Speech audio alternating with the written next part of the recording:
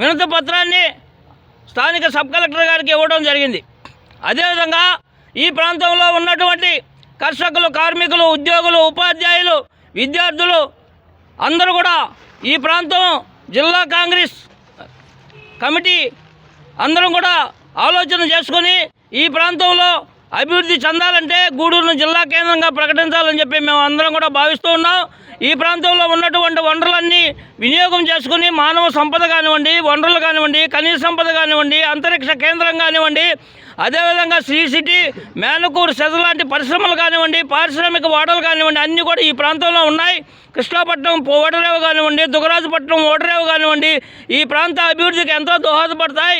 ఈ ప్రాంతంలో ఉన్నటువంటి ప్రజల యొక్క మనోభావాలని మీరు దెబ్బతీయకుండా ఈ ప్రాంత అభివృద్ధి కోసం గూడూరును జిల్లా కేంద్రంగా ప్రకటించాలని చెప్పి కాంగ్రెస్ పార్టీ తరఫున డిమాండ్ చేస్తున్నాం. జై కాంగ్రెస్.